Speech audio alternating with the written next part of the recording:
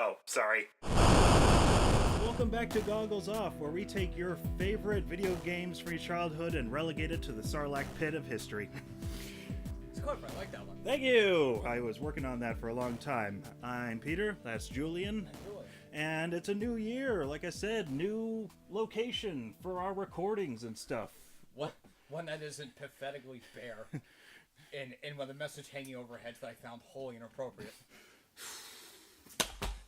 Yeah. No. All right, Anyway, no. We're missing. Oh, back to point. oh, you're wearing a Star Wars shirt too, huh? I am. Little one-upmanship going on here. I am. I felt it was only natural because I'm sure you could see. Shadows of the Empire. Yes. The N64 Classic also came out on PC.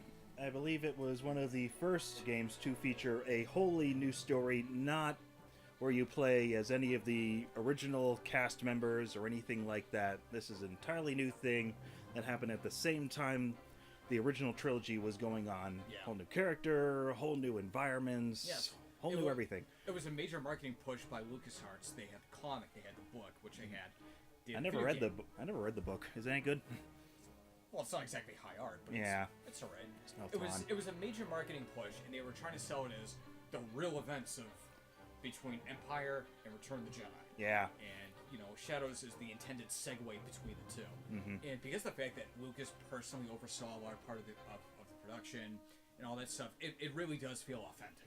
Anyway, so as far as the game goes, you're basically playing as a not Han Solo named Dash Rendar, Cool name. which very 90s. Yeah. Dash. It's almost as cool as Sonic.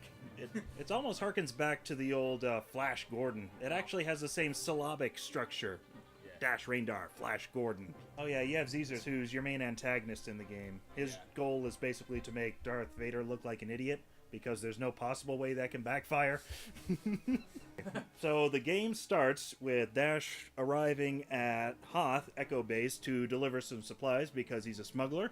He also has a robotic sidekick called Lebo. I'm not sure what kind of droid he is. Presumably he's something cooler than 3PO. He can pilot a ship, which 3PO most assuredly cannot. Well, not without 3 tons of whining. Yeah, exactly. Basically, you go down, deliver supplies, and Han Solo greets you and says, "Oh, you look at that! It's the Outrider, not as fast as mine." Yeah. And Dash says, "We'll have to race sometime." And Han says, "Guess what? The Empire's here. You have to help us." And then for all of one mission, you're inducted into Rogue Squadron, where Woohoo! the initial mission begins. Yep. And fun fact, the first mission, the Battle of Hoth, inspired the entire series of Rogue Squadron. Oh, did it? It did, and a popular point of contrition about the game is that the first level is not as... I'm sorry, the rest of the game is not as good as the first level. Well, it's hard to top that. I mean, that's the opening battle sequence in Empire Strikes Back, which many people think is the best Star Wars. So your introduction to the game is the Battle of Hoth. Yeah. And you fight the probe droids, you fight the ETSCs, you fight the AT-ATs. Mm-hmm. It feels a little weird because they had to scale it down to the game level. Yeah. And don't talk about, we have to evacuate Echo Base when they're sending like 1 AT-AT versus like 5 snow speeders. Eventually, you get to fight 2, but yeah, in the movie it's like 5 or something like that. Oh yeah, and they're desperately low on supplies. Yeah, It's exactly. also weird because the next level, Echo Base, feels like several football fields worth of base. Oh my god, it's Compared to huge. the movie where it's like the size of our house Oh, plus hangars. well, if that. maybe that's just because there's so much stuff and props densely packed into that space, whereas in the game, it's incredibly sparse. They couldn't really render all the stuff in there. So, Remember the part in Echo Base where they had all the Wampas in captivity? oh, that was for cut no in the reason? movie, but yeah. Oh, wow. Oh, yeah. No, that was actually seen in the movie. Remember when Han Solo and Leia are running past in a hallway just before the ceiling caves in on them? Oh, You see a door off to the left, and 3PO runs past it with a little yellow sticker. Oh, that's right. Yeah. No, that was the scene cut from the movie. 3PO actually doubles back, takes the sticker off that door, and then all the stormtroopers chasing them go, they must have gone in here. Ah! Let's talk about the final boss fight in Echo Base. Oh, the ATSC. Yeah, now, remember all those awesome ATSTs in Endor? Now, think about all the ways you'd potentially take one down. 1. Log trap. Smash the cabin. 2. Disable its footing. 3. Jump on top and throw all the pilots out. All things you can't do in a video game. Nope. So, basically, the solution for this boss fight is not to hide behind cover, not to use any of the awesome seeker missiles you're given, because those don't work nearly as good as they should. No, the real strategy is to run around in a circle behind the thing like you're playing a two-version person of Duck Duck Goose, and shoot the thing in the ass repeatedly until it falls over. Good strategy. It's one part of the game where the awkward controls really start to come out. Yeah. And that is my first negative point against the game. The controls are not very good. Yeah, we've talked about how GoldenEye 007 feels a little stiff at times. No, it's not nearly as bad as this. Compared to this, GoldenEye is a fluid masterpiece of control design. Absolutely. You can strafe in it. Because the weird thing is, and this is assuming you're using the default controls, they bind strafe in the used doors to the single button, which is weird. Yeah, right bumper. Right bumper. It's not the C stick. It's No. meanwhile the D-pad I think goes completely unused unless it's for camera work. No, what it is the top button is for, I believe it's, okay, for whatever. You use camera, switch camera, and switch weapon, and one other function, and All then the fourth one, which is, I'll get to later. Yeah, and all the stuff are on the C stick, so like you might instinctively think, oh, I need to run this way. And you hit C right, and you switch the camera angle. Yeah, which the camera. Which actually got me killed a number of times. And it's like, oh, I'm in first person view. I need to run this way. Cinematic view, which is the most pointless addition to the game. Yeah, they've got 4 different Just gets camera you views. killed You've got like just nothing. just behind the shoulder. You've got first person view. You've got cinematic view, which is the most useless view on planet Earth. Which I like to call it, put the camera in the middle of nothing. Yeah. And have Dash awkwardly run around while people shoot at him. Maybe they were trying to start Machinima, but they didn't even know what the hell they were even doing.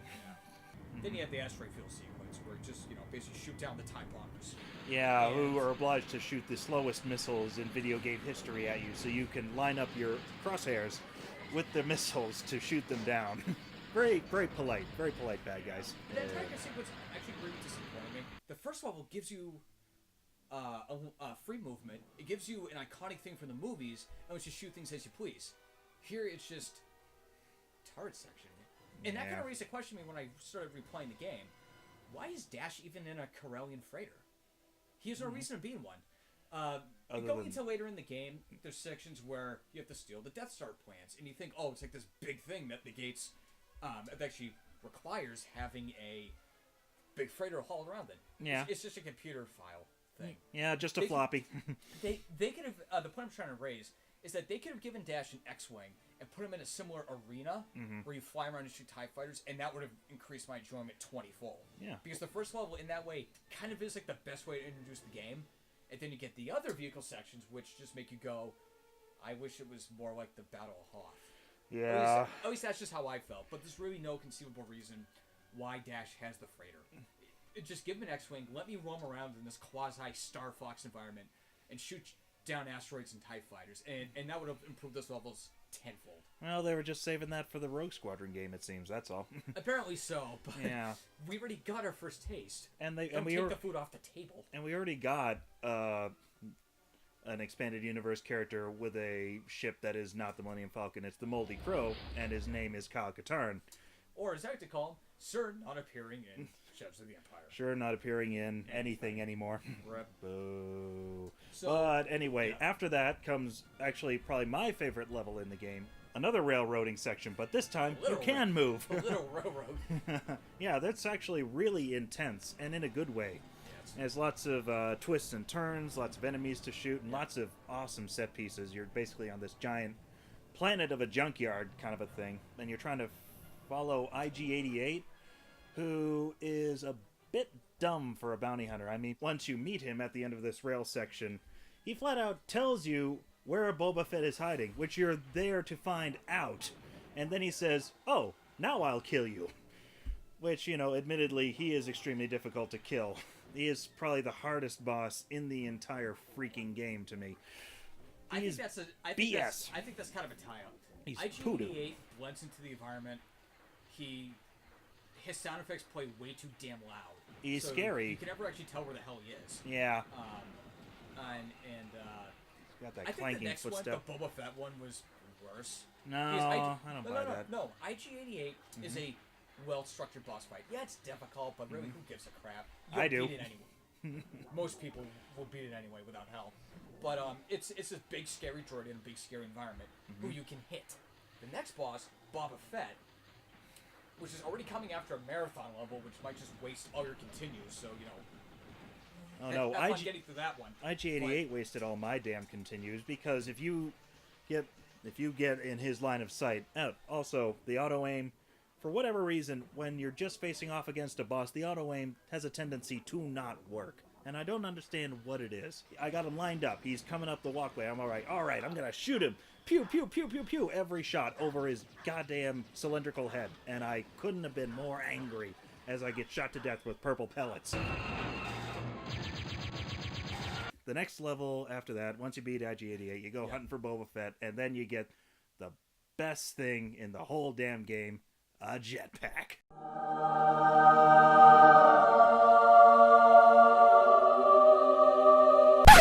Yeah, I mean the jetpack's nice and all, but The jetpack redeemed an awful lot of this game for me, to be honest with you. I'm sure it did. Yep. But getting back to the Boba Fett boss fight, though, Yeah. so at the end of that level, you're fighting Boba Fett, and the first part of the fight actually isn't too bad. Yep. Because it's just Boba Fett on his jetpack. Okay, cool, whatever. Then you basically knock him ass first into a hangar down below, which is kind of funny, because he's really not even that much of a challenge. Then you fight Slave One, which strikes me as really odd. Not the concept, because okay, he's getting to a starfighter. Yeah. The execution is terrible. The friggin' hitbox on Slave 1 is god-awful. And throughout the entire fight, I was using my seeker missiles. I was using my pulse cannons. I could not hit that goddamn Slave 1. When I was 2 feet away from it and shooting directly in its torso, I wasn't getting the signature explosion decals. And Or the little percentage counting down. Exactly. It's less a hitbox, more of a, the weak points. They're not very clearly marked out. Sometimes you think maybe it's the guns. Oh, maybe it's the cockpit. Yeah. Maybe it's the wings. I don't know. It's bizarrely It's dumb. alpha feeling. It feels like an alpha boss fight in stark comparison to the rest of the game, which the boss fights have working hitboxes. Yeah, they're relatively good, I guess. It's just bizarrely out of place. Along with the Slave 1 fight makes me think that the game was a little rushed. Because it just seems weird that in all Star Wars media, Dash Rendar has the do-everything pistol and no one else does. Yeah, no kidding. He's got all the nicest kit. Yeah. Also, he gets the toughest stormtroopers. Yeah, they take like 5 friggin' shots to go down, don't they? And they can get a beat on you from across a canyon, no problem. That's the problem. The Empire sent all the good stormtroopers after Dash, and everybody else got, the B squad or the C squad. Or D or F. Or Z.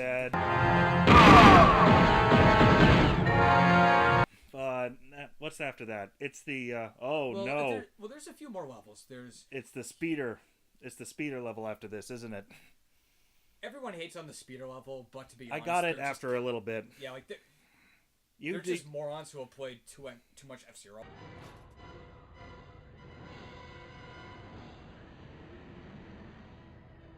Don't race through it at maximum speed. Well, that's your first instinct. Anybody who's seen Return of the Jedi knows that that speeder bikes only have 2 speeds, stop and go. That You is didn't realize that, you can goose it a little bit, just a little at a time. Well, that's true, but you figure out that the environment that you're in, with obstacles all around you, would kind of negate the choice of, I'll just hit the accelerator button. Oh shit, I'm hitting walls.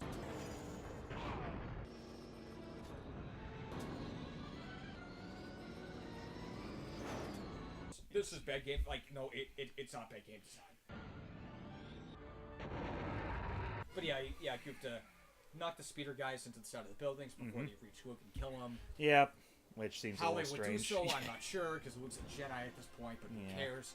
Yeah. So like, you awkwardly kind of knock them into the walls, and sometimes it works, sometimes it doesn't. Sometimes you I find just chalk that up to, okay, they recovered from my little, bitch slap on my speeder bike. Sometimes you find the most important challenge marker in the entire game, Yes, the Sam and Max challenge point.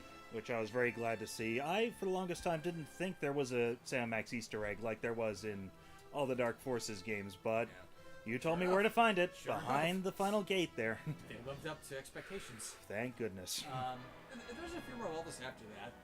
The memorable one is the Imperial Sewers, which aren't too bad. They're awfully linear, but they had a really good final boss fight. Oh, the Dianoga. That The thing. Dianoga Godzilla. That thing's Dianoga friggin' Godzilla. Lovecraft. That's what that thing is.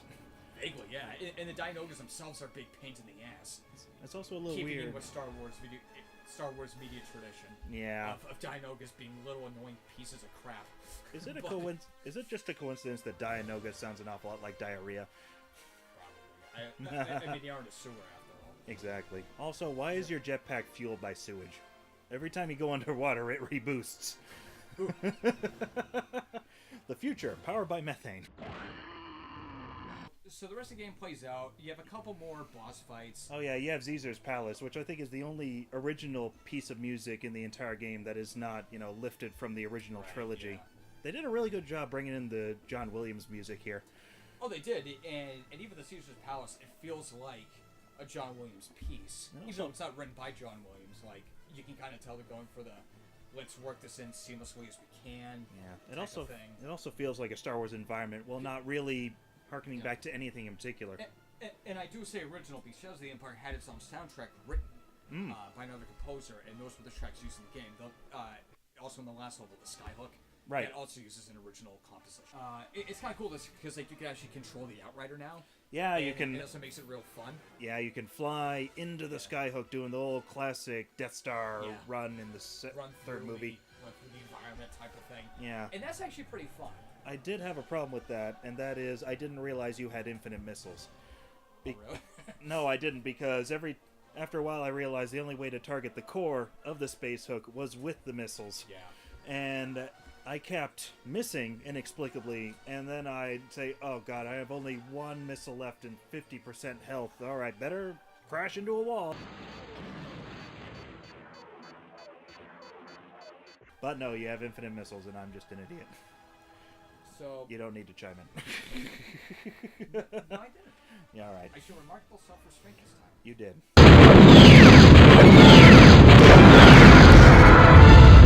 I mean, the controls aren't very good, and because the fact that you're in third person playing through most of the game, Yep. it really became kind of a sore point to me after several levels.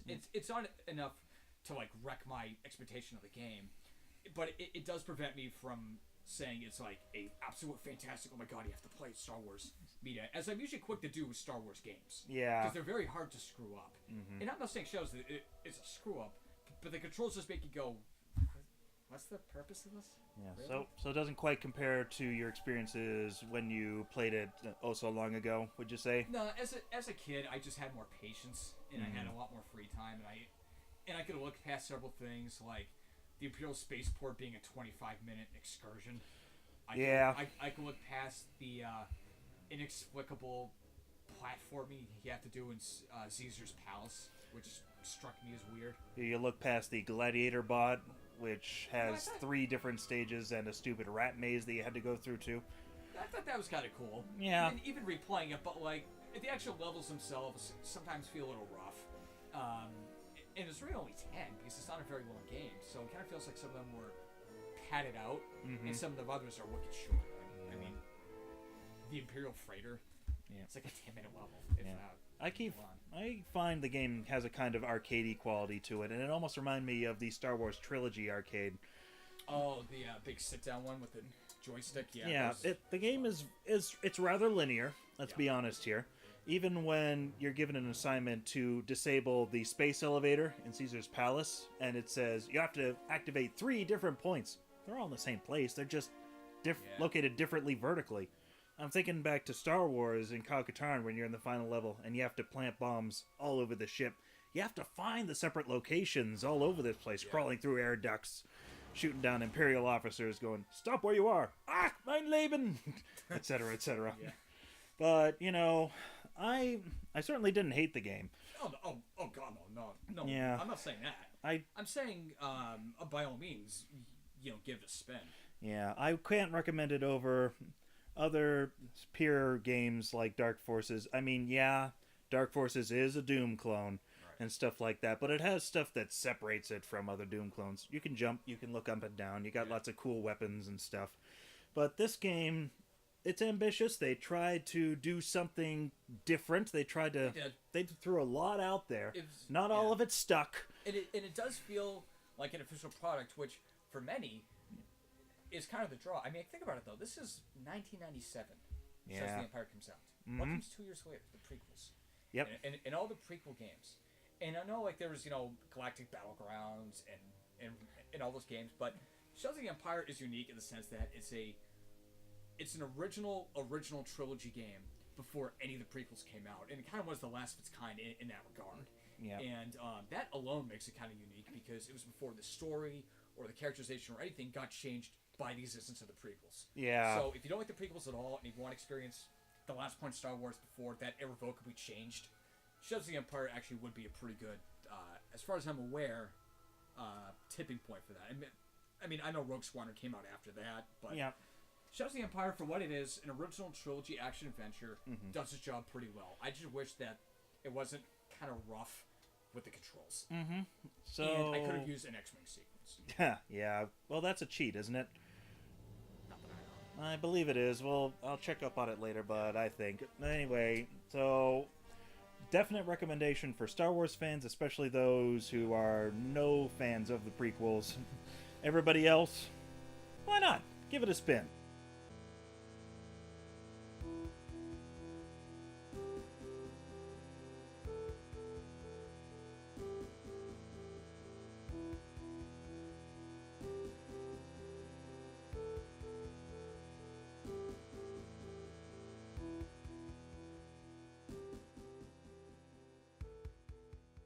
I've got my Bantha milk here. You've got your Jawa juice. Or coffee, because I'm a normal human being. But, Yeah, unlike George Lucas. That's true.